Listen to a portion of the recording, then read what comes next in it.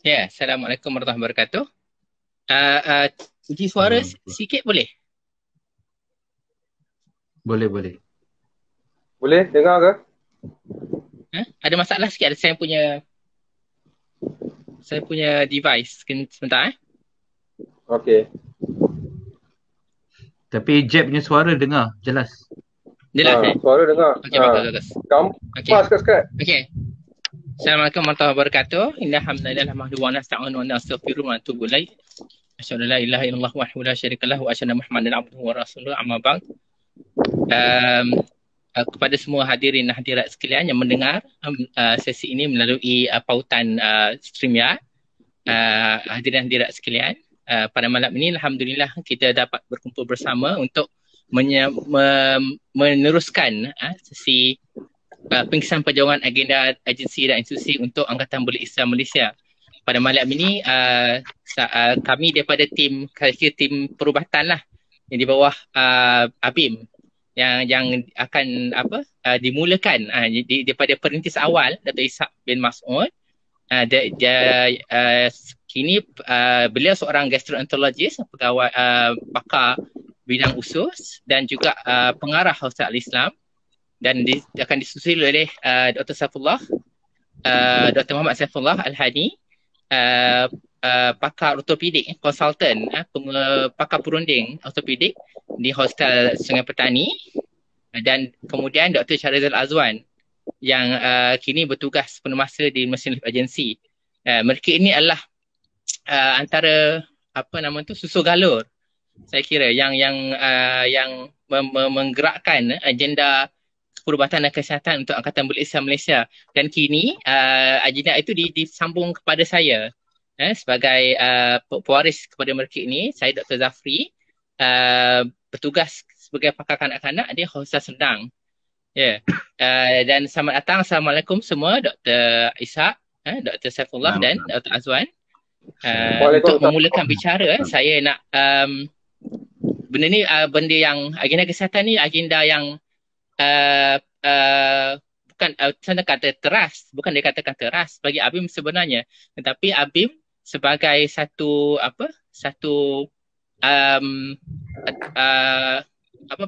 madah ilmu dan bakti, dia tak boleh lari untuk berbakti tu. Dalam segi bakti, antara platform bakti yang antara terbaik untuk masyarakat adalah dari segi kesihatan, di mana kita tahu isu kesihatan ni adalah isu pokok dalam masyarakat, isu asas, benda yang antara dikira sebagai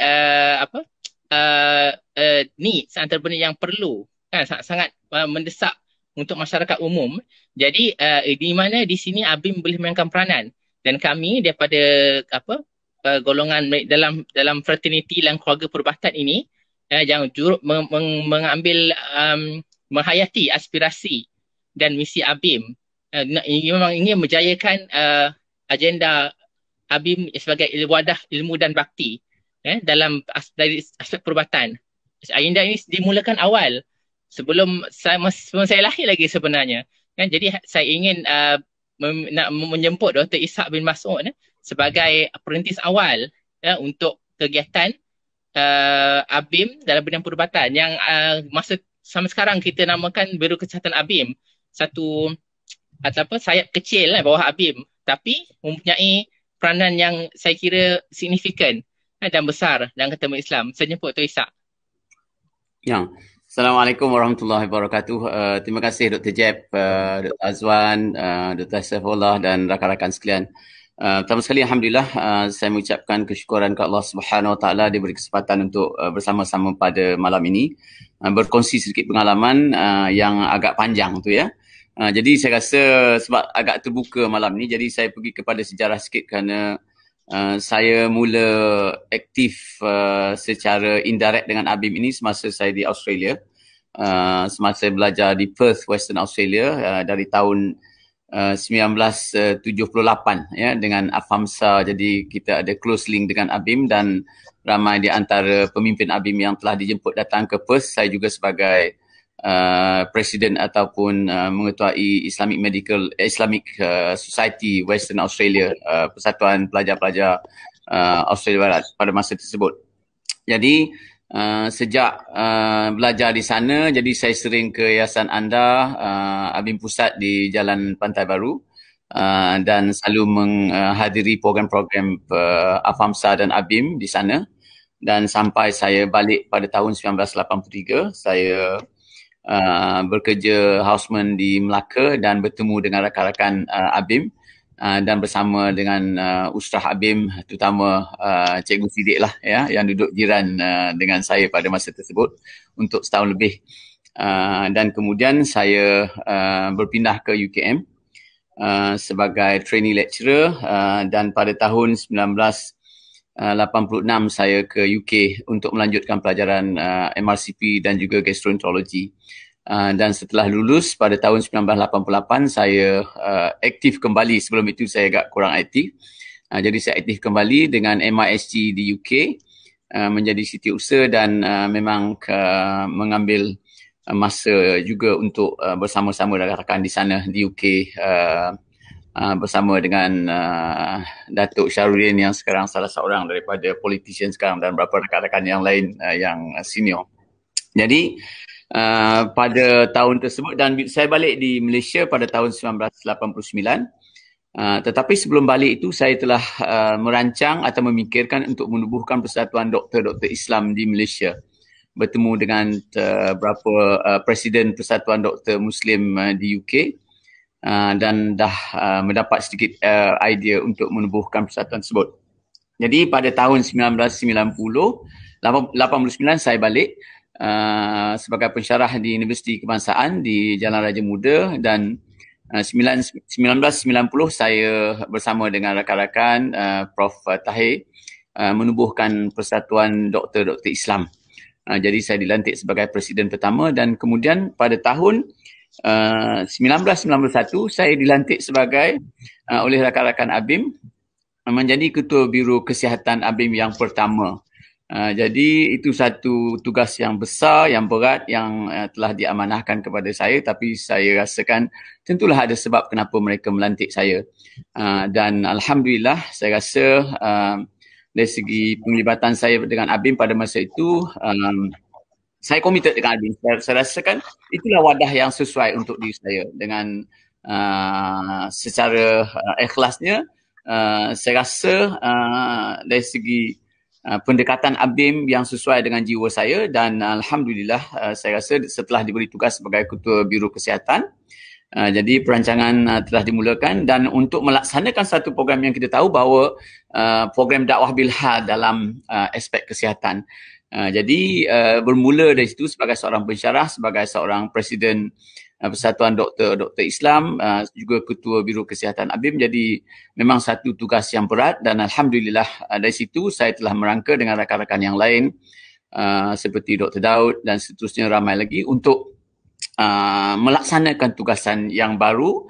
Dan saya fikirkan pada malam ini saya ingin menekankan ada 2-3 program yang besar yang saya rasa telah kita laksanakan. Pertama ialah penubuhan Kampung Baru Medical Center sebagai satu daripada program yang kita sebutkan untuk merealisasikan dakwah bilhal itu dalam aspek kesihatan. Jadi kita telah memikirkan bagaimana kita nak laksanakan ataupun mengintegrasikan Islam di dalam perkhidmatan kesihatan. Jadi ini bukan teori lagi. Jadi dengan tertubuhnya Kampung Baru Medical Center dan seterusnya, sekarang yang telah kita tukar nama kepada Al-Islam Specialist Hospital, kita pada pandangan saya telah berjaya untuk membuktikan kita boleh integratekan Islam dalam perkhidmatan kesihatan. Kita jadikan hospital yang telah kita apa yang kita sebutkan, kita meletakkan nilai-nilai Islam dalam itu, dan mungkin Dr. Azwan akan membincang berhubung dengan maqasid kawasan syarah ini yang telah kita jadikan sebagai bahagian besar paksi dalam perjalanan Hospital Pakar Al-Islam itu sendiri. Dan seterusnya, satu program yang saya rasa luar biasa, kita telah menjadi tunggak dalam melaksanakan program Hospital Mesra Ibadah ini, yang telah menjadikan satu program official oleh Kementerian Kesihatan sejak 2014, dalam usaha untuk kita apa yang disebutkan sebagai program Islamisasi dalam perkhidmatan ataupun rawatan kesihatan ini, bukan hanya untuk pesakit tetapi untuk stafnya, untuk mereka yang berinteraksi, dan satu bukan disebutkan kebanggaan tapi saya rasa satu achievement yang alhamdulillah menjadi satu yang telah bukan hanya di Malaysia ini tapi juga di beberapa tempat di dunia, Pakistan, Nigeria-nya, Indonesia terutamanya, dan ini satu kita katakan mileage ataupun satu achievement yang diharapkan akan menjadi bahan bukti pengabdian kita kepada Allah Subhanahu Wa Taala. Di samping itu juga pada awalnya kita juga telah menubuhkan ataupun membuat klinik bergerak itu dengan kita pergi dengan orang aslinya tempat-tempat yang tertentu untuk melaksanakan program-program dakwah. Jadi pada dasarnya pada saya dengan penubuhan Biro Dakwah yang bermula pada tahun 1991 dan saya memegang jawatan tersebut sampai 2001, 10 tahun, agak lama ya, sampai Dr. Daud mengambil alih ketua Biro Kesihatan ini, dan saya telah menumpukan untuk membantu memastikan Hospital Pakar Al-Islam itu menjadi satu yang berjaya, membantu bukan hanya dapat kita melaksanakan program tersebut tapi juga menjadikan base untuk program-program dakwah dan kesihatan ini dalam masyarakat kita. Jadi saya rasa itu sedikit sebanyak yang ingin saya sebutkan, bahawa kita telah dapat menubuhkan Hospital Pakar Al-Islam, satu program yang memang rapat dengan ABIM walaupun di satu syarikat ataupun di bawah satu syarikat swasta. Tapi dari segi kaedahnya itu adalah satu program ABIM. Kemudian Hospital Mesra Ibadah ini satu program bukan hanya di Malaysia ini, tapi juga di beberapa tempat di dunia sebagai satu program untuk merealisasikan dakwah bil hal itu, dan seterusnya menjadikan tempat base. Seperti sekarang ini kita tubuhkan satu akademi Hospital Mesra Ibadah dan seterusnya dalam melaksanakan satu program bersama dengan UNICEF, yakni chaplaincy, ya, Muslim chaplaincy, dan kita sebagai kita katakan yang bertanggungjawab untuk melaksanakan program ini. Saya ingat itu sikit sebanyak Dr. Jeb pada mukadimah, dan saya mengucapkan ribuan terima kasih kepada rakan-rakan dalam ABIM yang telah banyak membantu dan kepercayaan diberikan kepada saya, ya, walaupun saya tahu saya tidak layak sebenarnya untuk memegang tugas yang berat itu, tapi alhamdulillah sekurang-kurangnya dapat saya membantu yang dalam membina Hospital Pakar Islam ini dan program-program yang berkaitan. Wallahu a'lam bishawab. Sekian je. Ya, terima kasih Dr. Ishak atas penceritaan pengkisahan yang menarik itulah. Tapi sebenarnya banyak lagi setahu saya. Ishak mungkin dia simpan lagi tu. Ada lagi dan tapi saya tak nafi penubuhan Hospital Islam dan juga hadirnya konsep Hostel Mesra Ibadah satu is a phenomenon, satu fenomena yang merubah semua hospital di Malaysia. Semua hospital di Malaysia, Kementerian Kesihatan sendiri dah mengadaptasi idea ini dan mengamalkannya di semua hospital Kementerian Kesihatan. Dan bermulanya pada gerakan awal, Ishak dan rakan-rakan pada peringkat awal. Satu legasi yang besar untuk kami juga sambung dan bimbing bersama. Agak berat, saya pun terasa keberatan legasi yang besar ini. Cuma saya nak untuk meneruskan perbincangan, saya nak panjangkan pada Dr. Saifullah atas berceritakan sedikit bagaimana penglibatan awal Dr. Saifullah dalam ABIM, di samping cabaran dan pengalaman yang Dr. Saifullah hadapi semasa menjawab jawatan sebagai ketua kepada Biro Kesihatan ABIM. Persilakan. Baik, bismillahirrahmanirrahim. Assalamualaikum warahmatullahi wabarakatuh. So, bagaimana boleh saya terlibat dengan ABIM ni? Ia adalah secara tidak langsung sebenarnya. Saya mula terlibat sejak dari zaman kampus dengan kebingungan mahasiswa UPM secara tidak sengaja dan tidak dirancang dalam persatuan kampus di bawah PKPM. Masa ni lagi-lagi lah, tarik tali lah, apalah, tantrum lah, semua macam-macam lah kan. Kemudian apa yang terjadi adalah ketika itu saya ditarik oleh mantan Presiden ABIM, Saudara Hamidi, Yang ketika itu pimpinan PKFIM lah di pusat. Kemudian masa kampus, masa di zaman matrik ni tak kira saya kenal lah kelab dengan mahasiswa ni yang di bawah PKFIM. Kemudian ditarik oleh mantan. Kemudian saya pindah ke Sarawak, ke UNIMAS selama 5 tahun belajar di sana. Dan pada tahun pertama ni saya telah ditarik, bukan ditarik saja dan terjebak dengan Ustaz Suhadi dan Salman yang merupakan mentor saya awal saya dalam ABIM Sarawak. Dia ni kembar lah. Ustaz dua orang ni adalah pimpinan ABIM Sarawak. Dan dialah yang sebenarnya mentor saya yang mula-mula yang mengenalkan saya secara terus dengan ABIM. Dan di kita ini saya ketika student ni kita sudah memulakan usrah dan saya juga menubuhkan Satuan Pelajar iaitu dinamakan sebagai Perkepis, Satuan Kebajikan Pelajar Islam Sarawak. Ketika orang lain tengah study, tengah belajar, saya membuat dua kerja lah pada ketika itu. Yang pertama memimpin Satuan Pelajar dan yang kedua juga belajar sebagai medical student. Saya rasa memang menjadi medical student ni adalah satu perkara yang pada ketika mana-mana pun adalah berat. Tapi kita Alhamdulillah diberikan kekuatan sebenarnya Allah SWT bila kita berada dalam suatu gerakan ini, dia membantu memberikan kekuatan yang luar biasa. Dan ketika itu saya dibimbing juga oleh dua ustaz ini. Waktu itu kedua-dua ustaz inilah yang banyak melatih saya lah ketika di Sarawak, usrah, tamrin dan muktamar. Dan di sinilah mulanya saya betul-betul dibimbing oleh pimpinan ABIM Sarawak sebelum saya balik semula ke Semenanjung.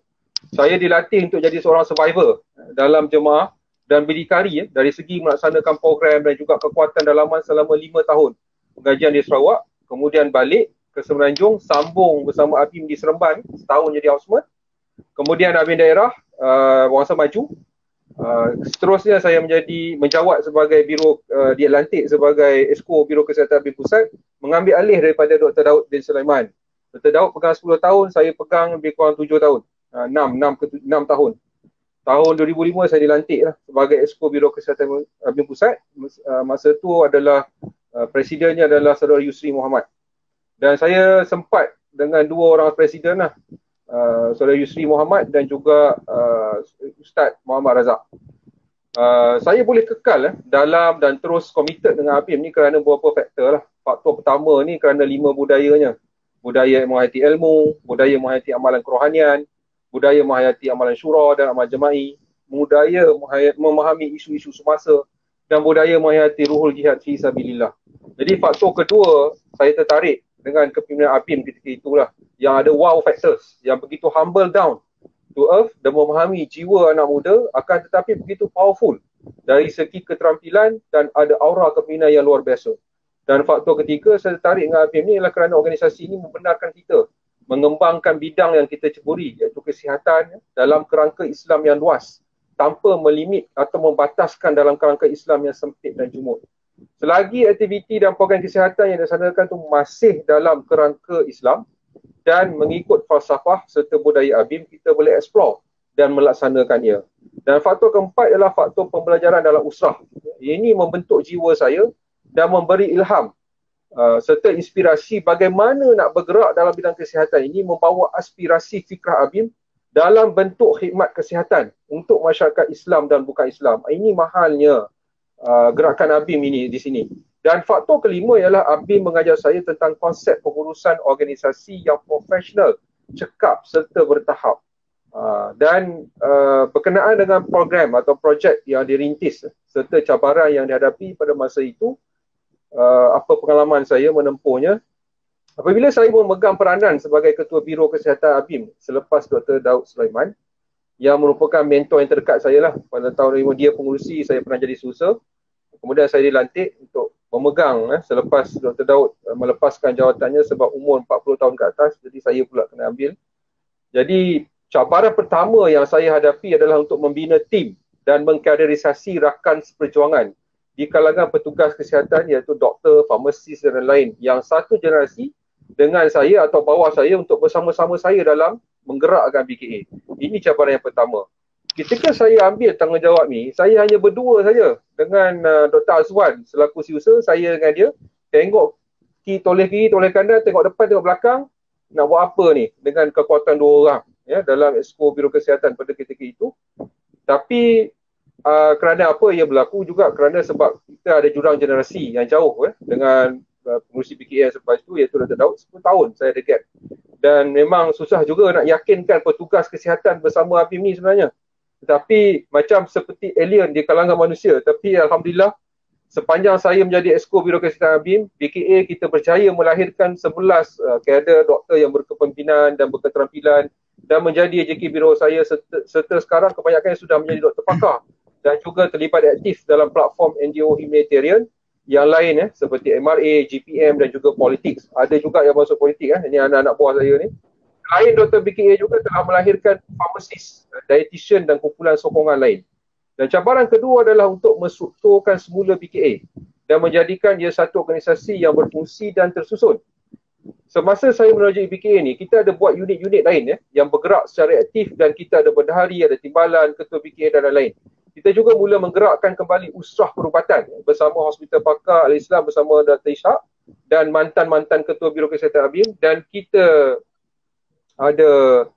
juga mula ada buat retreat tahunan BKA untuk evaluasi pencapaian dan plan tindakan BKA dari tahun ke tahun melibatkan ramai penggerak BKA.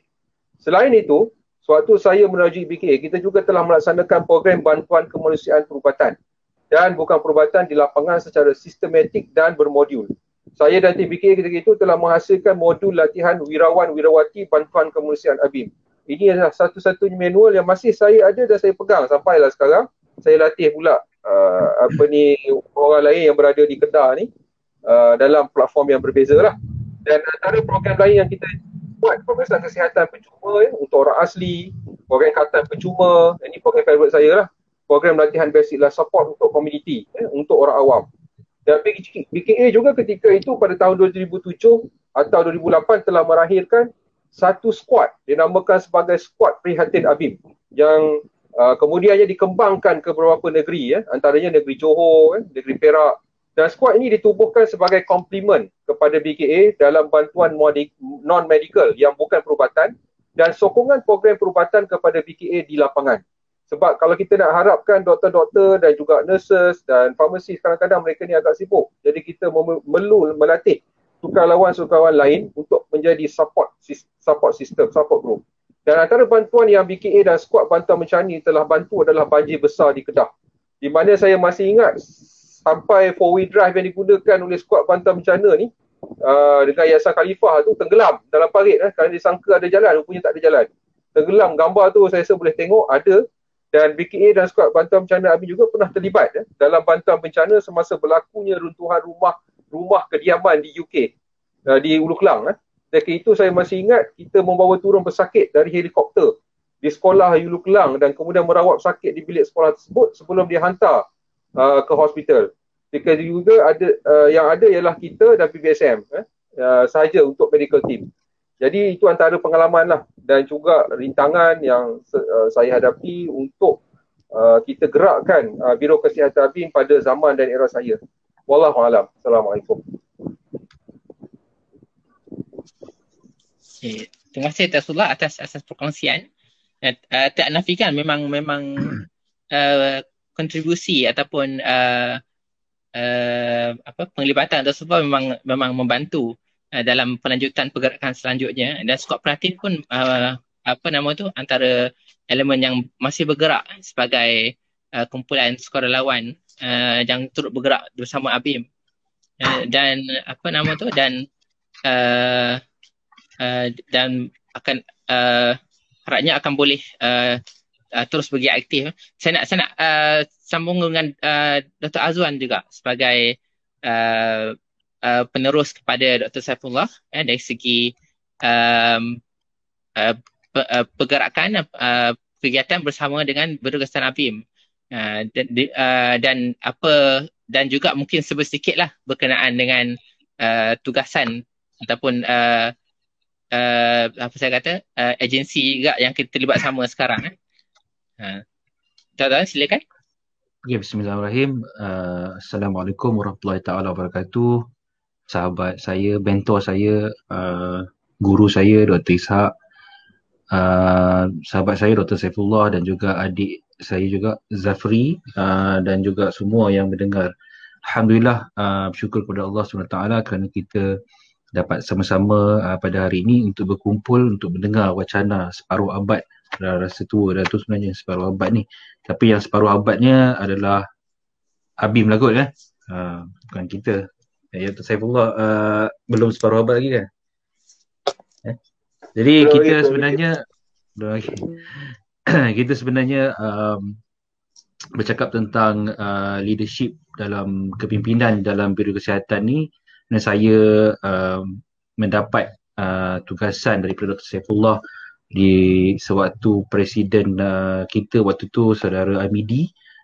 Beliau secara amnya berjumpa secara personal dengan saya dan memohon saya lah untuk menggantikan Dr. Saifullah kerana waktu itu Dr. Saifullah terpaksa berpindah ke Sungai Petani kerana beliau telah menjadi pakar pada waktu itu dan mendapat penempatan di sana.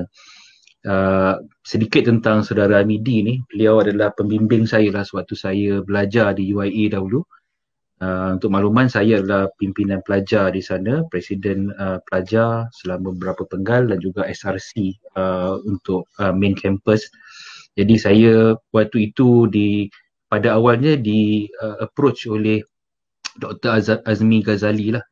Dr. Azmi pada waktu itu mendapat baru saja menjadi YDP Abim Pahang selepas mendapat jawatan tersebut daripada Prof. Rashid. Waktu itu Prof. Rashid, Dr. Rashid UiTM Jengka. Kemudian Dr. Azmi Ghazali juga berjumpa dengan saya beberapa kali di UIA Pahang lah, untuk bukan saja mengajak saya untuk bersama-sama dengan Abim Pahang, tetapi juga sebagai mentor saya, sebab waktu tu kita selalu dapat homework dalam bidang medik ni susah nak jawab, jadi saya panggil Dr. Azmi jadi kita punya tutor lah. Dalam masa yang sama, selepas Dr. Azmi, saudara Hamidi pulang daripada KL, dipindahkan ke Pahang, mengajar di sekolah Al-Ihsan, dan di situlah bermulanya bimbingan secara direct pula daripada saudara Hamidi, masa itu mantan presiden PKPIM.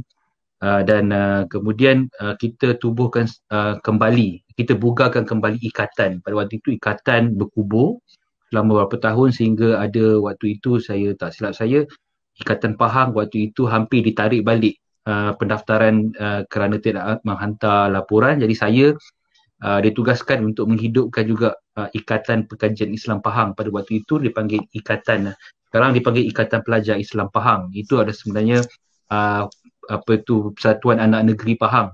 Kalau macam di contohnya di tempat lain, di Sarawak ada Perkepis, ada Johor ada Kepis dan sebagainya, tapi di Pahang kita panggil Ikatan. Jadi Ikatan ni kita hidupkan sendiri, saya dilantik sebagai setiausaha dan kita hidupkan dan kita teruskan. Waktu itu untuk makluman, PKPIM ni tak adalah di negeri Pahang ni.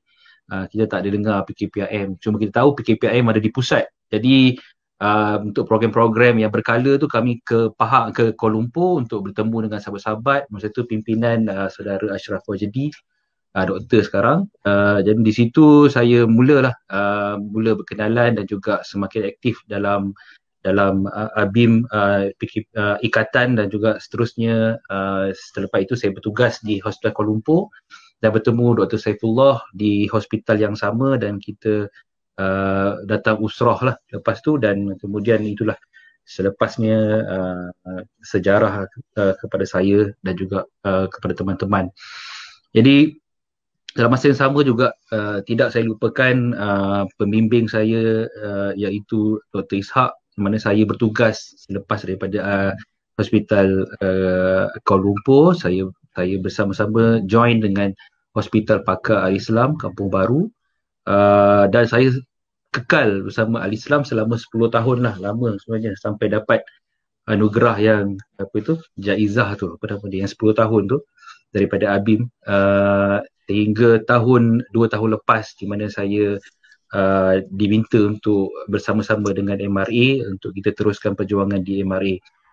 Dan saya bersama-sama, saya anggap saya memberi bantuan, sedikit bantuan kepada Dr. Ishak dalam membantu beliau untuk mengangkat isu-isu ataupun program Hospital Mesra Ibadah pada waktu itu, bukan saja sebagai individu dalam ABIM tapi juga sebagai Ketua Biro Kesihatan dan Seterusnya Biro Kesihatan sebelum tu, untuk kita angkat apa yang telah dirangka besar yang telah dibawa oleh Dr. Ishak. Dan boleh saya katakan tugasan ini sangat berat dan saya lihat Dr. Ishak sentiasa berusaha untuk memastikan agenda ini sentiasa terlaksana bukan saja di peringkat hospital tapi di peringkat negara. Dan bermula dengan usaha tersebut, kita hanya mampulah memberi semangat dan sedikit usahalah untuk membantu dengan ilmu yang sedia ada untuk saya juga untuk kita menjadi facilitator, contohnya masuk ke hospital-hospital tertentu untuk kita gerakkan agenda ini untuk sebagai mendukung usaha tersebut. Di dalam Biro Kesihatan, tugas yang Dr. Ishak dan juga Dr. Saifullah letak sebagai benchmark tu agak tinggi lah. Sebenarnya Dr. Ishak kan, Dr. Daud dan Dr. Saifullah, benchmark yang diletakkan oleh mantan-mantan ketua pimpinan BKA ni agak tinggi. Dan untuk kita capai benchmark tersebut memerlukan usaha dan kecekalan yang juga besar. Jadi saya waktu itu bila diserahkan tugas, satu perkara yang saya masih ingat lagi adalah untuk menggerakkan satu projek dinamakan Selangorku Medicare. Di mana waktu itu saya berusaha untuk mendapatkan bantuan daripada Kerajaan Selangor untuk kita gerakkan satu program dipanggil Karnival Kesihatan di Selangorku Medicare, di mana dalam konteks tersebut ada banyak program-program untuk kita gerakkan program kesihatan di seluruh negeri Selangor.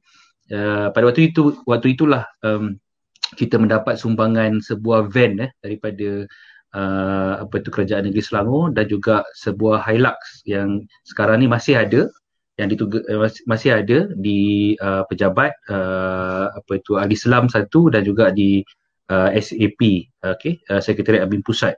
Dan dalam masa yang sama kita cuba maksimiskan engagement antara ABIM dan juga community melalui program-program yang saya sebutkan tadi, iaitu program Carnival.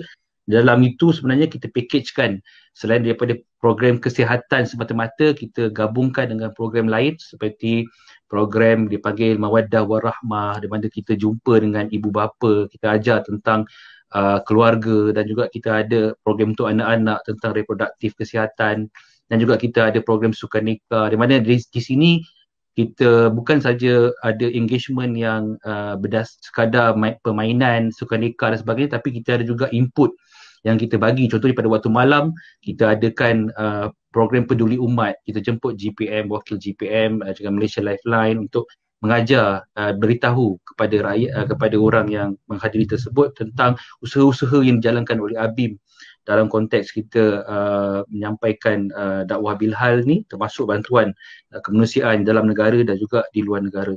Dan masa yang sama kita develop sukarelawan yang lebih besar. Kita panggil pelajar-pelajar universiti ni untuk bersama-sama dengan Biro Kesihatan ABIM, kita gerakkan, dan di sini kita mengembang di hampir semua universiti dan setiap wakil-wakil universiti kita ada. Jadi kita bergerak besar melalui program-program yang besar sebegini, dan kita mendapat sumbangan yang besar juga, dan program ni berjalan beberapa tahun. Dan selepas itu kita Biro Kesihatan kita di bawah agenda sosial. Di sini kita mula berkembang, bukan saja kita fokus tentang program-program seperti simple program orang asli dan sebagainya di segi bantuan kesihatan, tetapi kita dah mula masuk ke intellectual discourse. Kita ada program diksi, kita panggil diskusi isu sosial. Mana waktu program ini kita pernah buat satu kejutan untuk program diksi kita yang bertajuk Gender Identity Disorder. Telah sampai satu kontroversinya, telah merebak ke seluruh negara sampai ke luar negara lah. Sebenarnya bila kita bawa isu gender identity disorder ni, apa resolusi program ni, kita jemputan kita yang hadir buat daripada YB, kita buat di Hospital Pakar Al-Islam, Dan pada waktu itu kita sebenarnya membawa suara umat lah dari di mana platform ini bermula daripada ABIM. Kita tekankan kita punya stand kita mengenai isu gender identity disorder. Dalam masa yang sama kita juga meneruskan program di sini dengan kesihatan keluarga, mental kanak-kanak, program skizofrenia, talk about schizophrenia, talk about autism, ADHD, dan juga program-program yang berkenaan dengan penderaan kanak-kanak dan juga pembuli. Waktu itu dia selaras dengan isu-isu semasa yang kita bawa. Jadi diskusi isu semasa ni dahulu pernah dibuat tapi dia berhenti dan sekarang ni kita mulakan semula, dan saya pun berharap agar diksi ni diteruskan oleh generasi seterusnya. Dan yang paling saya rasa ada impact adalah satu program yang di mana kita menekankan isu kesihatan reproduktif. Di sini kita wujudkan satu program bermula daripada Sekata, satu program bersama LPPKN, dan kita akhirnya develop modul kita sendiri pada masa saya menjadi ketua pada waktu itu. Kita panggil program Dermaga ataupun Diriku Permata Bahaga. Mana kita susun modul itu, modul yang mencapah bermula daripada mengenali diri dan juga cinta kepada diri sendiri dan keluarga, kepada program kemudian kepada reproduktif, kesihatan, dan kita sentuh tentang bagaimana remaja ini yang terlalu bebas dengan zina, melahirkan anak luar nikah, dan kita tekan isu ini.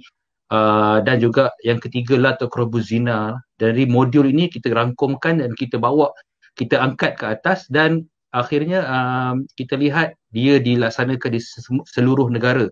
Dan kita paling lagi bergembira kerana MAIP Majlis Hakim Besar Perak melalui duit zakat telah menaja BKA dan juga tim sosial untuk kita adakan program ilmu kesihatan produktif ni ke seluruh negeri Perak, dan kemudian di Johor dan sebagainya. Dia berkembang sehingga sekarang. Jadi saya rasa ini merupakan satu perkara yang sangat membanggakan, kerana saya rasa isu ini masih berterusan sehingga sekarang. Dan kita melihat bila kita lihat maqasid syariah tu ada penjagaan keturunan di situ, dan part ini saya rasa kita perlu tekankan lah.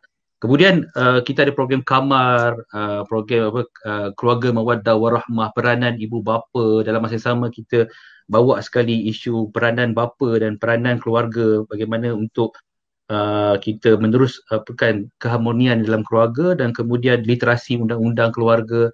Dan alhamdulillah saya rasa saya telah melaksanakan tugas saya. Selepas itu saya turun daripada tugasan saya pada 2015 dan saya serahkan kepada saudara Jeb selepas itu. Dalam saya semua jangan kita tak lupa, kerana pada waktu saya itu berlakunya bencana besar, iaitu bencana Kelantan, banjir Kelantan besar pada 2014. Jadi pada waktu itu saya dilantik sebagai pengarah operasi untuk banjir, dan kita gerakkan bantuan melalui dan kita juga terima kasih kepada Dr. Saifullah kerana ada manual tu, dan daripada manual tu kita kembangkan. Kita ada buat networking kepada pelbagai agensi supaya kita dapat hantar bantuan dengan lebih cekap, dan juga koordinasi dengan badan-badan lain melalui badan sukarelawan yang lain juga kita dapat adakan, dan di situ pengurusan yang lebih baik kita dapat hasilkan, dan hingga sekarang lah. Jadi saya ingat masa tu pun dah lama. Saya serahkan semula kepada saudara Jeb. Terima kasih Dr. Azwan atas perkongsian. Mendengar semua itu memang saya bukan tak pernah dengar, tapi bila dengar kembali diulang, jadi macam satu legasi yang besar lah untuk saya bawa sebenarnya bila dia fikir balik. Dan itulah, memang saya bukan orang terbaik lah, saya memang tak mampu, tapi satu tanggungjawab yang telah diberi dan saya akan cuba melaksanakan sebaik mungkin. Kita dah selesai dengan 3 panelis ni, tapi untuk soalan tambahan yang saya ingin kongsi, saya ingin minta pendapat lebih kepada saya dan rakan-rakan. Bagaimana ada cadangan ataupun the way forward kan dalam situasi kini dengan pandemik yang berlaku baru-baru ini. saya ingin mengajukan pada mentor-mentor saya, guru-guru saya, apakah saranan yang benda yang patut saya dan rakan-rakan teruskan lakukan untuk menjayakan agenda ABIM sebagai Ketua Wadah Ilmu dan Bakti. Saya jemput Dr. Ishak dahulu.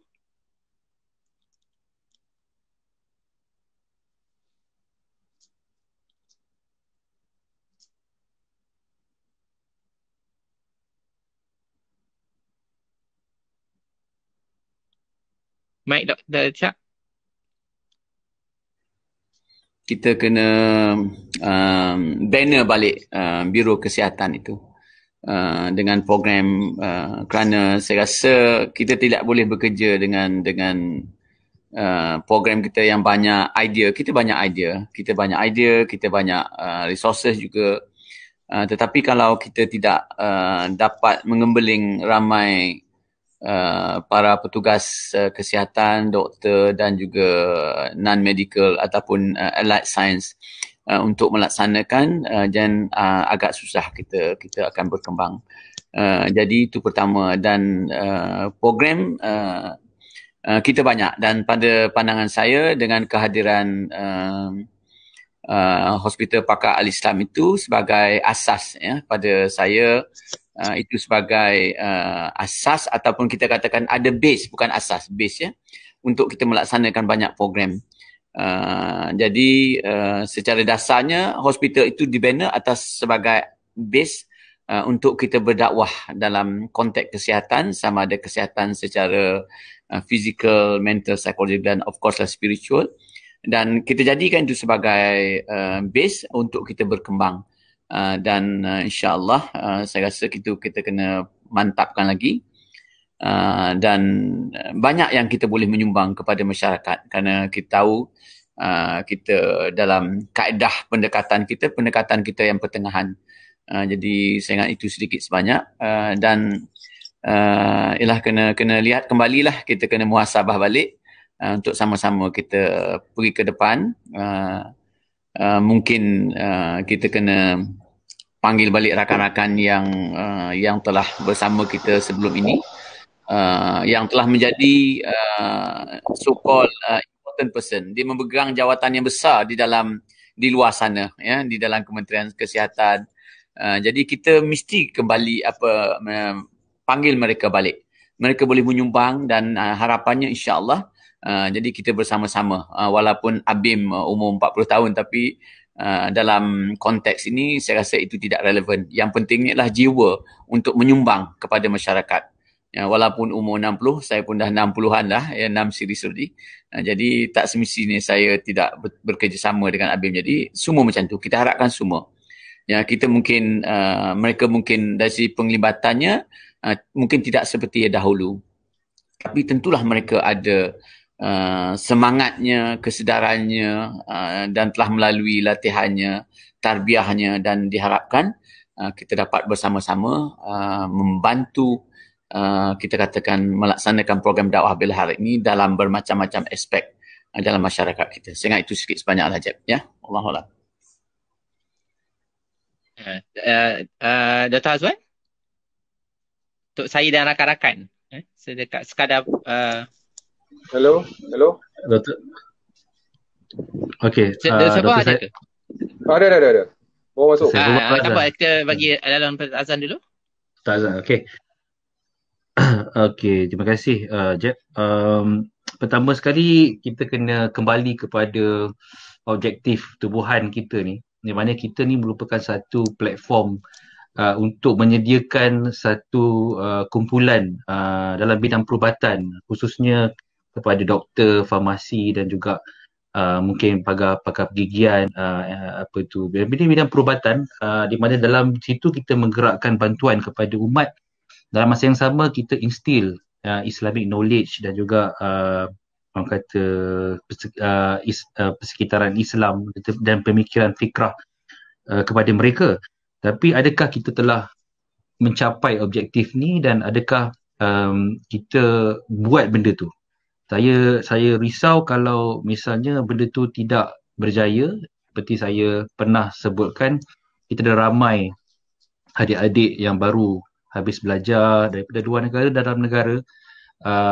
Di manakah mereka ini, kenapakah mereka kita tidak bawa masuk ke Biro Kesihatan untuk kita train, khususnya mereka-mereka yang pernah ada tarbiyah di dalam ABIM bagi khususnya di luar negara. Bila pulang, ke manakah mereka? Kita kena ini tugas hakiki kita, saya rasa sebagai mereka seorang satu platform ataupun badan ataupun wadah yang menggerakkan proses kaderisasi untuk ABIM. Dan itu sebenarnya kerisauan saya, adakah kita telah melaksanakan tugas kita dengan cemerlang. Yang kedua, Jeb, saya lihat kita ada banyak persatuan-persatuan perubatan yang tumbuh seperti cendawan, dan dalam satuan perubatan ni juga adalah di belakang mereka adalah macam ABIM juga, faith-based. Jadi kita rasa kita ada competition di situ, ada persaingan di situ, tapi kita adalah kita boleh buat lebih baik daripada sesuatu, tetapi adakah kita ada benchmarking tertentu untuk kita gerakkan? Adakah kita sekadar nak buat program ataupun kita ada sesuatu yang kita kena capai untuk kita gerakkan? Dan seperti yang saya sebut, competition kita sekarang ni semakin kuat. Kita pernah bincangkan sama ada Biro Kesihatan ni akan kekal sebagai biro ataupun kita nak kembangkan sebagai sebuah organisasi yang lebih besar. Itu terpulang kepada pimpinan yang sedia ada. Itu cuma satu lontaran, adakah kita perlu atau tidak buat tersebut. Itu bergantung kepada pimpinan sedia ada. Itu cuma satu lontaran. Yang ketiga adalah tentang keseimbangan antara aktivisme dan juga intelektualisme yang seperti Dr. Saifullah sebut awal-awal tadi tentang budaya kita. Kita dah lama tak ada orang kata dipanggil apa ni, tamrin untuk Biro Kesihatan. Jadi saya tekankan bahawa aktivisme ni perlu dibugarkan. Dalam masa yang sama, kita perlu adakan program-program yang berbentuk intelektualisme, khususnya yang khusus kepada BKA. Kita boleh ada yang overall, tapi untuk BKA pun kita perlu adalah kerana usrah saja mungkin tidak cukup, dan kita kekalkan dan tunggak usrah tu juga perlu diteruskan lah. Saya rasa 3 benda yang saya tekankan itulah untuk komen saya pada pimpinan kali ini. Itu saja.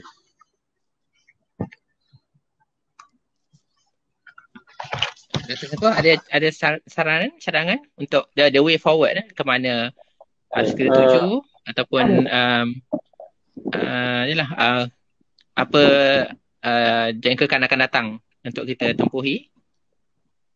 Okey, baik. Pada saudara Dr. Zafri, juga pada mentor saya lebih tinggi, Dr. Ishak, pada rakan seperjuangan saya, Dr. Azwan. Baik, untuk the way forward ni, saya lihat untuk Biro Kesihatan ni, yang pertama, kita perlu banner balik kaderisasi yang ada bersama dengan kita ni. Dari segi kekuatan dalaman seperti Dr. Azwan cakap tadi, kemudian dari segi fikrah dia, ya. Yang kedua dari segi latihan-latihan ni perlu dipugar balik, usrah, tamrin, retreat. Benda-benda ni memang penting sebagai turas, sebagai satu nukleus. Kemudian yang kedua adalah kita kena santuni mereka. Ini satu benda yang special yang saya rasa perlu ada pada kita ni, dakwah fardi.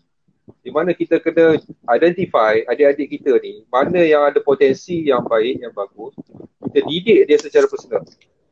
Ini penting sebab saya dulu pun saya buat cara yang sama, di mana saya pergi tackle seorang dulu, lepas tu 2, yang ketiga, sampai lagi 11. Tapi maknanya saya tahu dia in and out, macam mana keadaan dia.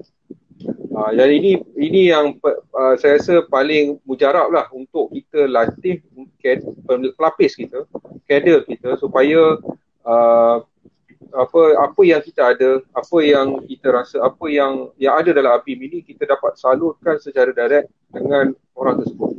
Dia ambil masa, yes. Dia ambil tenaga, yes. Tapi insya-Allah usaha itu akan berbaloi, ya. dakwah fardi itu tadi. Fardiyah maknanya one to one, personalized untuk orang-orang yang kita target, yang memang kita tahu dan kita kaji dia ni memang berpotensi untuk menjadikan BKA ni sebagai satu orang kata platform yang terbaik dan juga menggerakkan BKA ni ke tahap yang lebih tinggi. Dan untuk menggerakkan BKA ni ke tahap yang lebih tinggi, kita perlu ada manpower yang mantap dan berkualiti. Dan ini yang memerlukan Fardi. Yang kedua, dari segi luaran, kita kena buat program yang berbentuk juga masih turun kepada lapangan ini, memberi bantuan-bantuan kemanusiaan ni secara lebih profesional, baik dan jelas. Kita tak nak setakat touch and go, tetapi ada satu program yang continuation. Sebab kalau touch and go ni dia kejap je, tapi maknanya BKA ni dia kena ada satu produk humanitarian dia tu apa. So ni dua benda lah saya rasa yang saya nak tambah lah, selain daripada apa yang dicakapkan oleh Dr. Ishak, apa yang dicakapkan oleh Dr. Azwan. Saya rasa ni dua benda yang saya nak tambah. Itu saja. Assalamualaikum. Terima kasih Dr. Saifullah. Itulah kalau dilihat semula kan apa penglibatan ABIM dalam senario sistem perubatan kesihatan negara, memang saya kira memang signifikan, terutamanya dengan hostel musrik ibadah, konsep hostel musrik ibadah yang kini diterap dan dipakai oleh seluruh Kementerian Kesihatan dan seluruh hospital di negara ini. Di samping itu, dengan perubahan Islam dan juga kegiatan oleh para senior yang seperti Dr. Saifullah, Dr. Ishak dan juga Dr. Azwan, memang telah meninggalkan satu legasi yang besar dan juga satu tanda aras yang tinggi untuk kami dan rakan-rakan sambung. Kami akan cuba, kan, kami memang tak banyak kelemahan lah saya sendiri dan rakan-rakan, tapi kita akan cuba. Dan terima kasih atas perkongsian hari ini dan juga inspirasi yang diberi. Semua yang rasa di hati rasa inspired, rasa bertambah semangat untuk kita menjalankan buat banyak lagi aktiviti dan memperkasakan kembali Biro Kesihatan ABIM untuk menjayakan misi dan misi ABIM itu sendiri, insya-Allah. Jadi saya ingin mengucapkan terima kasih pada panelis ataupun atas pendapat dan penceritaan masing-masing, pengisah masing-masing. Dengan ini kita tamatkan sesi pada malam ini, tanggungan tasbih kafarat dan suratul as.